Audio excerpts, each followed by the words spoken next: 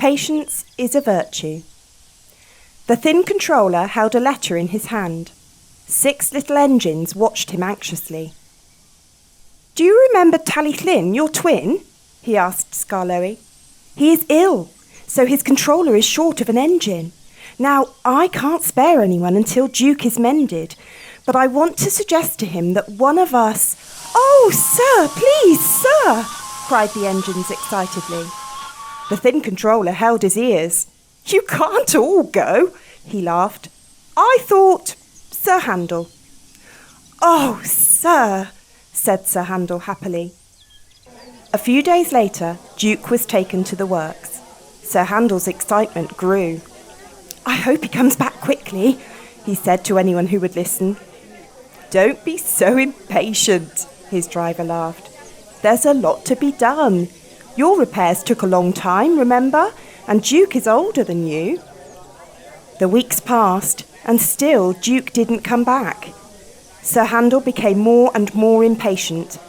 One day, he was waiting at the bottom station when Gordon arrived.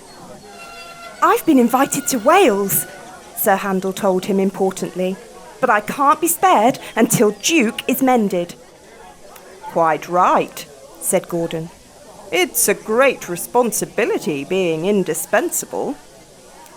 "Gordon says I'm, insensible," Sir Handel boasted to the others. They were amused, but not impressed.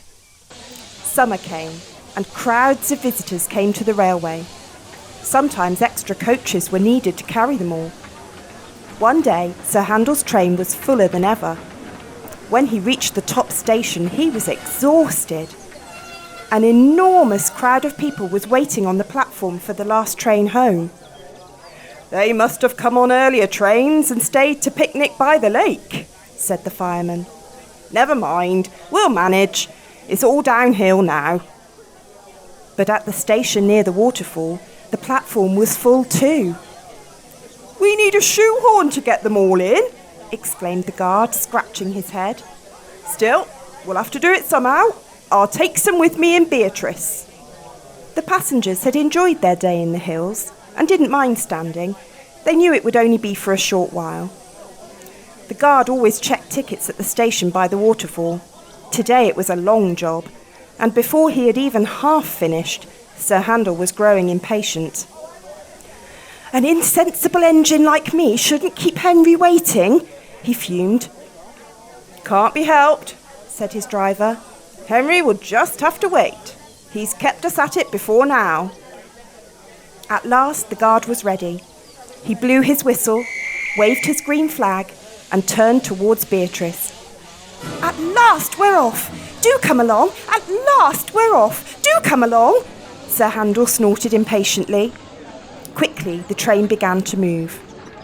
The guard tried to get into Beatrice, but her doorway was blocked by passengers. By the time they had moved to let him in, the train was out of the station, and the guard was left standing on the platform. Beatrice tried to stop, but there was no one to put her brakes on.